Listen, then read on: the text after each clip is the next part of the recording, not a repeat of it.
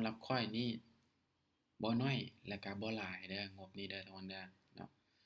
อ่าทุกคนเห็นหน้าจอชัดเจนเนาะค่อยแชร์ให้กับทุกๆคนเนาะโอเคทุกคนเด้อสำหรับในรอบนี้เนาะไผที่ว่ามาศึกษาข้อยก็ยินดีนำเด้อไผที่ว่าจะเทรดนำข้อยก็ให้ยอมรับความเสี่ยงให้มันได้เนาะเพราะว่าตลาดวันเสาร์วันอาทิตย์คือกับทุกคนฮู้เนาะว่ามันดีดเนาะ1วิก็มีแม่นบ่แล้วก็มันสวิงเห็นบ่ตลาดคือปัจจุบันนี้ Ethereum มันบ่ค่อยงามแม่ทุกคนเนาะฉะนั้นให้ทุกคนยอมรับความเสี่ยงให้มันได้ที่ว่าจะตามข้อยเนาะไผที่ว่ายอมรับความเสี่ยงได้ก็ตามเนาะไผที่ว่ายอมรับความเสี่ยงบ่ได้ก็เบิ่งเป็นกรณีศึกษาเนาะเพราะว่าการเทรดนี้เนาะล้วนแต่มีความเสี่ยงเนาะฉะนั้นให้ทุกคนนี้เขาจะเทรดนำให้บริหารเงินหรือว่าตั้งเป้าได้เป้าเสียให้กับตนเองเนาะคือในมื้อนี้ข้อยเอางบมา100เหรียญเนาะถ้าว่าข้อยเสีย100เหรียญนี้ข้อยก็ยอมรับความเสี่ยงได้เนาะถ้าว่าข้อยได้50เหรียญหรือว่า70เหรียญข้อยก็จะหยุดเนาะเพราะว่าในมื้อนี้ข้อยรู้สึกว่าเอางบหลายนี่จะน้อยเราจะเสียนี่หลายเดะเพราะว่าเวลาเราเสียนี่นะเราจะควบคุมอารมณ์ตัวเองบ่ได้นะฉะนั้นข้อยยอมรับความเสี่ยงได้ก็คือ100เหรียญของมื้อนี้เนาะถ้าว่าเสียข้อยก็จะหยุดถ้าว่าได้ตามเป้าของข้อยก็จะหยุดเนาะก็คือในงบ100เหรียญนี่ข้อยจะบริหารให้มันได้ประมาณอยู่4ไม้เด้อทุกคนเด้อหรือว่า5ไม้เนาะถ้าว่าบริหาร5ไม้นี่ไม้แรกเราจะเดิน5เหรียญก่อนได้เนาะไม้ที่2เราจะเดิน7ไม้ที่3เดิน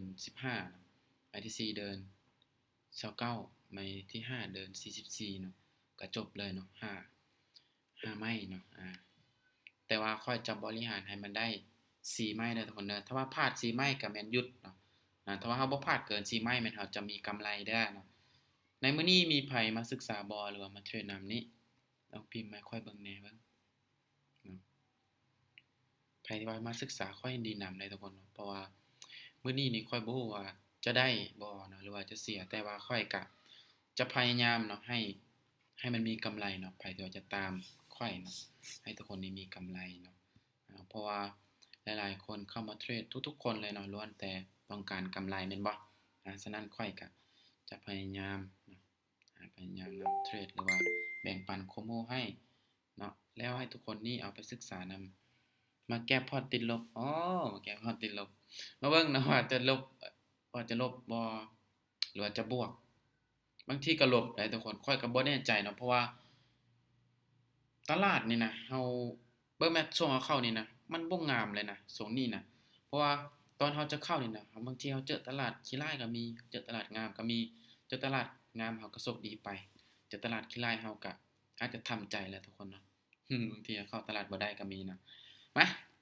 เดี๋ยวเราจะมาเริ่มวิเคราะห์ตลาดไปนำกันเด้อไผว่าจะตามก็เน้นบริหารเงินของตัวเองเด้อเนาะตั้งเป้าได้เป้าเสียเนาะค่อยจะมาเทรดในกราฟเดี๋ยวเบิ่งก่อนเด้อทุกคนเด้อลองกราฟใหม่บ่กราฟซุยนี่บ่งามอยู่เนาะกราฟซุยนี่เนาะจะมาลองกราฟใหม่เด้อทุกคนเด้อเมื่อวานนี้ก็ได้เทรดกราฟนี้เลยทุกคนโอ้ยกดซื้อลงแดงกดแดงขึ้นซื้อบ่ไหวเนาะตลาดเมื่อวานนี้เจอช่วงตลาดขี้ร้ายเทรดเสียไปซ้ำทุกคนมาสบายดีคนที่เข้ามาใหม่เด้อเป็นออเดอร์ถัดไปเด้อทุกคนเด้อจะมาเทรดในกราฟมาใหม่นี่เด้อก็คือตามที่ค่อยเว้านั่นทุกคนเนาะมีแต่ว่าให้ทุกคนบริหารงบของตัวเองให้ดีๆเนาะตั้งเป้าได้เป้าเสียไผว่าจะตามก็อย่ามาความเสี่ยงให้มันได้เนาะทุกคนสามารถตามได้ซนได้ปกติเด้อเนาะเพราะว่าในมื้อนี้ข้อยก็บ่ได้มาพาทุกคนหาเงินอย่างใดๆเนาะเป็นเพียงที่ว่ามานำพาเทรดแบบให้ทุกคนเรียนรู้ไปนำกันเนาะศึกษาไปนำกันเนาะไผที่ว่าจะตามก็ต้องยอมรับความเสี่ยงให้มันได้เนาะแล้วก็เน้นบริหารเงินของตัวเองเนาะมาทุกคนเด้อเนาะข้อยก็เป็นเทรดเดอร์คนหนึ่งที่ว่ามาแชร์ประสบการณ์เนาะทุกคนเนาะมาเดี๋ยว ออเดอร์นี้เลยเด้อทุกคนเด้อไม้แรกข้อยจะไปที่7เหรียญเนาะมาเบิ่งไม้แรกแห่งหมานของเราบ่เห็นบ่ตลาดนี่นะทุกคนช่วงเราบ่ได้เข้าเห็นบ่ดีดย้อนหลังนี่งามได้พอเริ่มเราเข้านี่เริ่มดีดเห็นบ่เดี๋ยวนี้ข้อยจะซื้อไม้หนึงเด้อทุกคนเด้อซื้อไม้หนึงเนาะทุกคนสามารถตามได้ส่วนได้ปกติเด้อเนาะออเดอร์นี้ทุกคนค่อนข้างว่ามั่นใจเด้อจุดๆนี้เนาะสาเหตุที่ว่าค่อยได้กดซื้อทุกคนสังเกตเบิ่งเนาะ อ่ามันมีแห้งขายนี่พยายามกดราคาลงมาได้แต่ว่าบ่สามารถชนะแห้งซื้อได้เนาะข้อยก็เลยตัดสินใจกดซื้อข้อยคิดว่าในโซนนี้ยังมีแห้งซื้อแฝงตัวอยู่เนาะข้อยก็เลยตัดสินใจกดซื้อมาเบิ่งเนาะว่ามันจะขึ้นให้เฮาได้บ่อีกอย่างมันตรงตามวอลลุ่ม MACD ของข้อยเห็นบ่มันใหญ่กว่าแท่งกว่าหน้าข้อยก็เลยตัดสินใจกดซื้อในออเดอร์นี้เนาะวินไปทุกคนเนาะไม่แลกแห้งมันเนาะปั๊มเงินเด้อไปอยู่จะตามเนาะปั๊มเงินเดิน7คือเก่าเนาะถ้าว่าพลาดแล้วจะคูณเงินเนาะถ้าว่าเสียแล้วมันจะ ถ้าว่าพลาดมันจะคูณเงินได้ถ้าว่าได้แม่นจะเดินเงินปกติเนาะเห็นบ่ทุกคนแฮงซื้อนี่ยังมีหลายโอเคเอาเดี๋ยวนี้ค่อยยังจะซื้อขึ้นไปอีกเด้อมาเชื่อมั่นเด้อทุกคนเด้อถ้าว่ามันจะลงมันจะเกิดตามอดีตของมันเนาะเห็นบ่แดง3และเขียว3โอกาสที่มันจะขึ้นนี่หลายเด้อเพราะว่าโซนแนวต้านก็คืออยู่เทิงทุกคนเด้อยังอยู่เทิงเด้อแนวต้านของมันนี่ยังอยู่เทิงนี่เนาะโอกาสที่มันจะขึ้นผ่านโซนนี้ก็มีหลายเนาะเพราะว่าปัจจุบันนี้ตลาดกำลังเป็นแนวโน้มเทรนขาขึ้นอยู่เนาะแนวโน้มเทรนขาขึ้นน้อยๆนะแนวต้านยังอยู่2โซนเนี่ยทุกคนเด้อก็คือโซนนี้ได้มาเบิ่งเนาะโอเคบินมา2ไม้แล้วเนาะถ้าว่าฮอดเป้าเฮาก็หยุดทันทีเด้อทุกคนเด้อบ่แม่นว่าเฮาฮอดเป้าแล้วเฮาไปอีกนะจักไม้นึงไปอีกนะจัก2ไม้จะได้เฮาเสียเด้ไม้ที่ว่าจะไปอีกหั่นน่ะโอกาสที่ว่าเฮาอยากจะนำทุนคืนนี้มีหลายได้แล้วมันจะเฮ็ดให้เฮานี่เสียเนาะฉะนั้นฮอดเป้าปุ๊บหยุดปั๊บเนาะโอเคเดี๋ยวนี้แฮงซื้อยังมีหลายซื้อขึ้นไปอีกเด้อทุกคนเด้อค่อนข้างว่ามั่นใจคือกันนะทุกคนเด้อเดี๋ยวนี้เด้อเพราะว่ามันยังมีแฮงซื้อเนาะที่ว่ายังอีก1แท่งเทียนที่ว่ามันจะมาหาโซนแนวต้านโซนนี้เนาะที่ว่ามันจะขึ้นไปเด้อมาโอกาสขึ้นนี่มีหลายทุกคนเด้อโอกาสลงนี่น้อยเนาะมาเบิ่งทุกคนเด้ออีกอย่างโอกาสที่มันจะขึ้นนี่เพราะว่ามันเป็นเห็นบ่ทุกคนอดีตของมันนี่เขียว3โอกาสที่มันจะเกิดเป็นเขียว3มีหลายเด้อเดี๋ยวมาเบิ่งทุกคนเนาะว่าจะสามารถขึ้นเขียวให้เฮาได้บ่โอเควินทุกคนวินงามๆสวยมีไผได้ตามค่อยบ่ว่ามาศึกษาไผที่ว่าศึกษาก็ยินดีนำเด้อไผที่ว่าจะตามก็ยอมรับความเสี่ยงให้มันได้ทุกคนเนาะเพราะว่าการเทรดนี่มันปราศจากบ่ได้เนาะที่ว่าเราจะได้ทุกมื้อเนาะมีมื้อได้แล้วก็มีมื้อเสียเนาะมาทุกคนปั๊มเงินเด้อโอ้แฮงขายหลายปานนี้ค่อยจะขายเด้อโอกาสที่มันจะลงมาเก็บไส้ของมันนี่มีหลายทุกคนขายลงมาเนาะโอ้เน็ตก็ค่อนข้างว่าซ่าเนาะทุกคนเนาะมา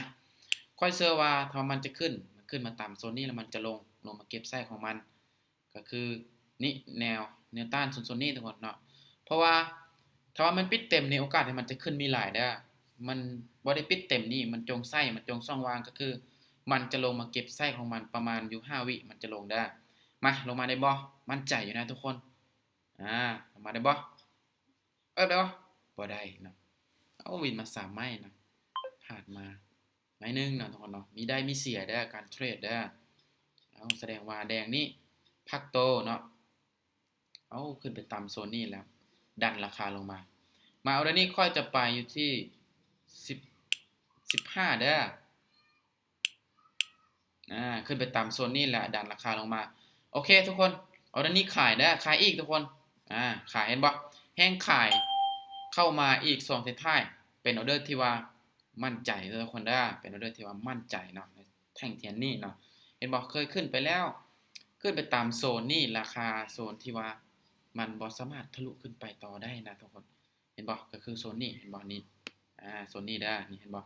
กรอบที่ค่อยตีไว้นี่แล้วมันมีแห้งขายดันราคาลงมาเนาะของข้ามว่าหลายจนสามารถชนะแฮงซื้อได้นะโอกาสที่มันจะลงปิดแดงนี่มีหลายเด้อในแท่งเทียนนี่โอ้ยขึ้นไป1วิเกินไปทุกคนตลาดเนาะวิน3พลาด2กำไรสิหายเลยเนาะต้นทุนนี่ไปแล้วทุกคน3เหรียญนี่ ต้นทุนนี่ไปได้3เหรียญนี่ออเดอร์นี่ทุกคนจะไป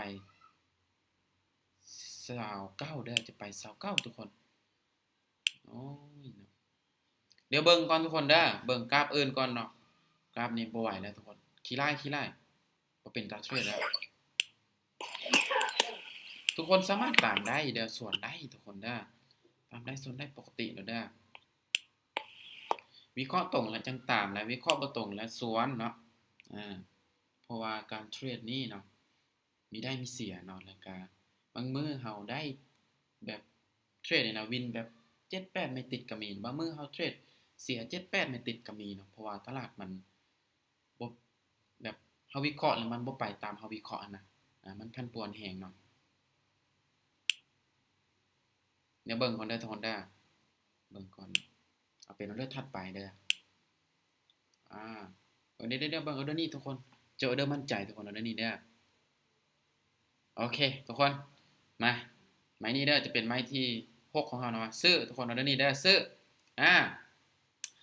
ในโซนนี้ทุกคนค่อนข้างว่ามั่นใจเด้อทุกคนเด้อโอ้ยดันราคาลงมาเฮ็ดหยังบัดนี้นะมาเชื่อมั่นอยู่นะขึ้นไปเก็บไส้ของมันได้เนาะเพราะว่าเนาะ ค่อยได้สังเกตเบิ่งตลาดนี่นะทุกคนพยายามจะลงแต่ลงบ่ได้เนาะยังมีแฮงซื้อหลายอยู่เนาะก็เลยตัดสินใจกดซื้อในโซนๆนี้เนาะเดี๋ยวมาเบิ่งทุกคนเนาะไม่มั่นใจของเรานี่มันจะขึ้นให้เราได้บ่หรือว่าจะลงนี่เนาะแต่เราก็เว้าบ่ได้เนาะบางทีมันลงก็มีเนาะเพราะว่าตลาดนี้มันผันผวนแรงเนาะมาเชื่อมั่นอยู่เด้อทุกคนเด้อไม้นี้มันต้องวินนะทุกคนสวยอ้าวบ่เห็นอ๋อทุกคนวินเด้อทุกคนเด้อวินเด้อเพราะว่าเมื่อกี้นี่ย่อกราฟขึ้นไปแฮงมาปั๊มเงินเด้อไผจะตามเนาะปั๊มเงินเด้อเดี๋ยวมาเบิ่งเอาเด้อนี่โอ้เห็นบ่ทุกคนแฮงซื้อนี่ยังมีหลายแล้วก็ตลาดนี้กำลังเป็นแนวโน้มเทรนขาขึ้นโอเคเอาเด้อนี่ตามซื้อขึ้นไปอีกเด้อทุกคนสามารถตามได้โซนได้ปกติเด้อเอาเด้อนี่เด้อตามได้โซนได้ปกติเนาะได้ยินเสียงค่อยชัดเจนบ่ทุกคนเข้ามาศึกษาโอ้ศึกษาดีหลายเนาะยินดีนำเด้อมาค่อนข้างมั่นใจเด้อทุกคนเด้อตามแฮงซื้อไปนำเด้อในโซนๆนี้ทุกคนเนาะตามแฮงซื้อไปนำแล้วก็บวกกับตลาดนี้กำลังเป็นแนวโน้มเทรนขาขึ้นบ่ว่าขึ้นไปตามราคานี่แล้วจะดีดลงนี่มาแนวต้านยังอยู่เทิงเด้อนี่ยังบ่ทันฮอดได้ทุกคนยังอีกน้อยนึงเนาะนี่อีก1แท่งเทียนนี่แหละทุกคนเด้อเห็นบ่อีก1แท่งเทียนนี่แหละอ้อยแต่ว่าปิดแดงก่อนเนาะอืมพักโตนะทุกคนเนาะขึ้นมาสูงหลายเด้อืมเดี๋ยวเบิ่งก่อนเด้อวิเคราะห์ซอยกันนะทุกคนเนาะวิเคราะห์ตรงแล้วจังตามเนาะพลาดไปเนาะจะไป15เด้อเดี๋ยวนี้เด้อลงมาเก็บไส้ของมันนะโอเคทุกคนเดี๋ยวนี้ซื้ออีกเด้อซื้อทุกคนเมื่อใดที่ว่าทุกคนสังเกตเบิ่งเนาะตลาดนี้กำลังเป็นแนวโน้มเทรนขาขึ้นเนาะถ้าว่าแท่งเทียนแดงผักโตเนาะแสดงว่าในโซนนี้ทุกคนเด้อมันผักโต2แดงเท่านั้นทุกคนเด้อโอกาสที่มันจะขึ้นไปหาโซนแนวต้านนี้มีหลายเพราะว่ามันยังบ่ทันฮอดเด้เห็นบ่มันยังจงอีก1แท่งเทียนที่ว่ามันจะขึ้นไปหาโซนแนวต้านของมันเห็นบ่ทะลุเลยเห็นบ่เส้นที่ค่อยได้ตีไว้นะก็คือเส้นแนวต้านทุกคนเห็นบ่ทะลุขึ้นไปเลยเนาะค่อนข้างว่าเป็นออเดอร์ที่ว่ามั่นใจแล้วก็จุดที่ว่ามักที่สุดทุกคนโซนนี้เด้อเป็นทำให้ตายเลยเนาะทำให้ตายของค่อยเลยเพิ่นว่ามาทุกคนมาจัดออเดอร์ที่ว่ามั่นใจอีกเด้อมาออเดอร์มั่นใจอีกวินบ่วินก็มาเบิ่งไปนำกันทุกคนเด้อวิเคราะห์ตรงแล้วค่อยตามนะแห่งซื้อมีหลายอยู่เนาะมาโอเคเดี๋ยวนี้ซื้ออีกเด้อทุกคนเด้อโอกาสที่มันจะขึ้นไปหาโซนเทิงอิงมีหลายเพราะว่าตลาดนี้เป็นแนวโน้มเทรนขาขึ้นเนาะตามที่ค่อยได้เรียนมาหรือว่าประสบการณ์ของค่อยเนาะก็คือถ้าว่ามันเกิดเป็นแนวโน้มเทรนขาขึ้นพักโตแดง2แล้วถ้ามันจะขึ้นไปต่อนี่ประมาณอยู่3แท่งเทียนเขียวเด้อมันจะขึ้นทุกคนเด้อมาเดี๋ยวมาลุ้นไปนำกันทุกคนเนาะว่ามันจะขึ้นตามที่ค่อยได้วิเคราะห์บ่เนาะเนาะมันจะขึ้นไปประมาณ3แท่งเทียนเขียวแล้วมันจะลงเด้อตลาดกำลังเป็นแนวโน้มเทรนขาขึ้นอยู่เนาะมาทุกคนน่าจะบ่มีปัญหาละติสวย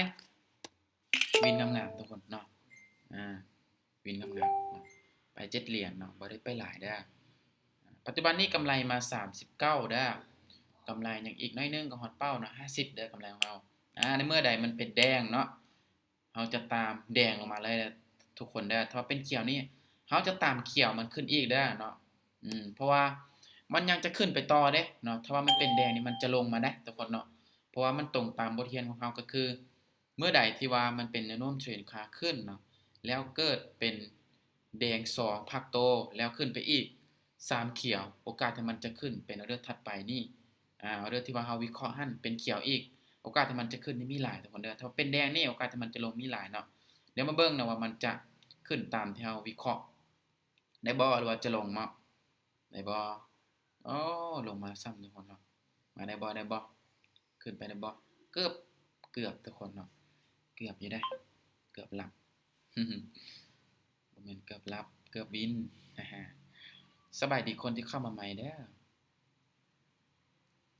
มาทุกคนทุกคนเห็นบ่จะขึ้นไปอีกเนาะมันยังจะขึ้นเนาะออเดอร์เมื่อกี้นี้ลงมาเนาะลงมาพักตัวมาออเดอร์นี้จะไป15เด้อโอเคออเดอร์นี้ขายเลยทุกคนขายเลยเด้อขายทุกคนย้อนหยังจะมากดขายเนาะเพราะว่าแท่งเทียนนี้ทุกคนเห็นบ่แล้วทุกคนเด้อ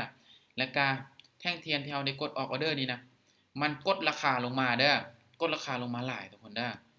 กดราคาลงมาก็คือแห่งขายนี่กดราคาลงมาแท่งเทียนเขียวนี่เนาะค่อยคิดว่ามันน่าจะลงแล้วในแท่งเทียนนี่ก็ค่อนข้างมั่นใจได้ทุกคนเด้อลงมาได้บ่อ้ายบ่ได้ลงออเดอร์นี่ทุกคนตลาดนี่เป็นแนวโน้มเทรนด์ขาขึ้นนะ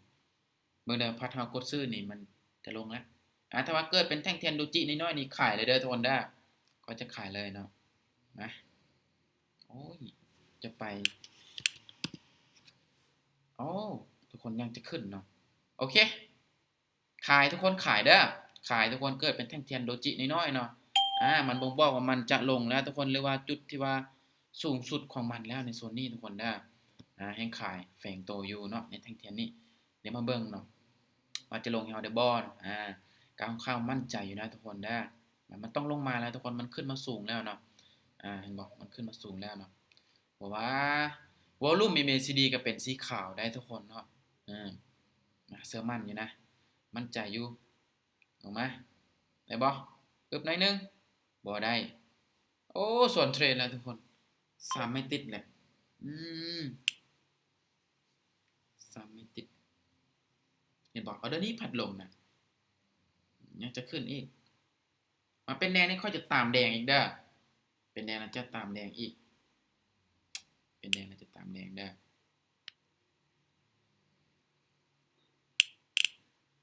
โอเคทุกคนออเดอร์นี้ขายเด้อขายเลยมาขายทุกคนเป็นออเดอร์ที่ว่ามั่นใจแล้วทุกคนออเดอร์นี้นะมันต้องลงมาแล้วนะพยายามขายทั้ง2จุด3จุดนะยังบ่ลงเนาะออเดอร์นี้มันต้องลงแล้วนะทุกคนเด้อมาเชื่อมั่นนะทุกคนเด้อออเดอร์นี้เด้อเป็นออเดอร์ที่4ของเฮาเนาะไหมคูณเงินของเฮาเด้อเนาะคำว่าคูณเงินมาหลายแล้วเนาะมันต้องวินแล้วนะออเดอร์นี้นะพลาด3ไม้ทุกคนนะไม้ที่4นี่ต้องวินนะสวยโอเคโอ้ยวินทุกคนต้องวินมาเด้อส่วนเทรนเนาะเมื่อกี้เนาะ3ไม้ทุกคนโอ้เสียดายแฮงเนาะข้อยคิดว่ามันจะลงเลยนะนี่แหละทุกคนเนาะถือว่าเฮาได้ประสบการณ์ว่าได้บทเรียนเด้อเฮาฮู้แล้วเนาะตลาดมันเป็นเทรนขาขึ้นงามๆแล้วก็มีแฮงซื้อหลายแบบนี้น่ะเฮาตามมาเลยเด้อห้ามไปสวนเห็นบ่ค่อยสวนเมื่อกี้นะแจ๊บเนาะมาจะออกอีก2ออเดอร์เด้อทุกคนเด้อโอเคออเดอร์นี้ซื้อเนาะซื้อเด้อซื้อทุกคนพักโตแล้วเด้อมันยังจะขึ้นต่ออีกเนาะเพราะว่าแฮงซื้อนี่มีหลายเด้อมาทุกคนเนาะตลาดนี้กำลังเป็นแนวโน้มเทรนขาขึ้นงามๆเนาะฉะนั้นบ่อยากสวนแล้วทุกคนเนาะ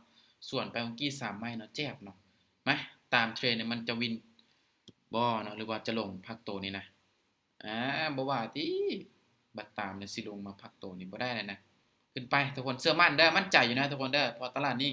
กำลังเป็นแนวโน้มเทรนขาขึ้นขึ้นไปได้บ่ขึ้นไปเขียวหน้าเขียวอึ๊บขึ้นบ่ได้บ่ได้ทุกคนมาออเดอร์สุดท้ายแล้วทุกคนเด้อ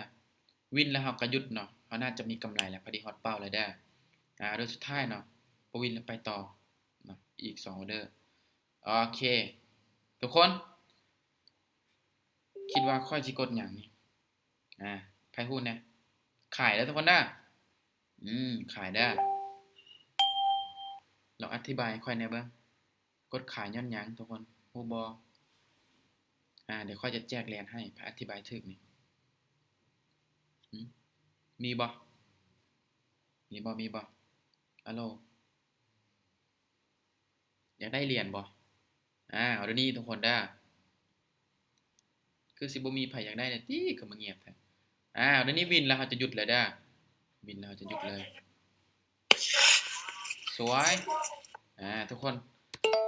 กำไรตามเป้าเนาะกำไรตามเป้าเด้อ59กายทุกคนกายไป9เหรียญเด้อกายไป9เหรียญนี่เห็นบ่กำไรของเราโอ้เกือบทุกคนเกือบหลับแต่กลับมาได้เนาะ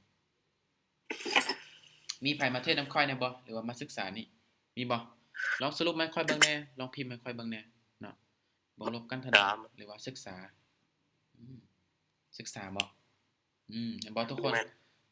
ศึกษาโอเคเนาะยินดีนำเด้อเนาะเห็นบ่ทุกคนข้อยกำไรมา59เหรียญเด้อ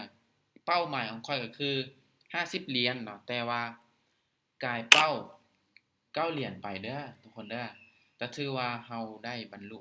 เป้าหมายของเรามื้อนี้เห็นบ่ตลาดกำลังเป็นแนวโน้มเทรนด์ขาขึ้นโอกาสคือปัจจุบันนี้มันจะลงมาเป็นแนวโน้มเทรนด์ขาลงมีหลายได้ทุกคนสังเกตเบิ่งเด้อเอาเดี๋ยวนี้ทุกคนเด้อสังเกตแท่งนี้เด้อเดี๋ยวค่อยจะอธิบายให้ก็คือแท่งเทียนนี่เห็นบ่ทุกคนแท่งเทียนน้อยๆนี่นะมันเป็นแท่งเทียนที่ว่าโดจิเนาะมันบ่งบอกลักษณะว่าในจุดนี้นี่เด้อมันจะกลับโตแล้วทุกคนเด้อตลาดนี่นะมันจะกลับโตแล้วเนาะเพราะว่าเห็นบ่ทุกคนสังเกตเบิ่งในช่วงที่ว่ามันขึ้นนี่เนาะเห็นบ่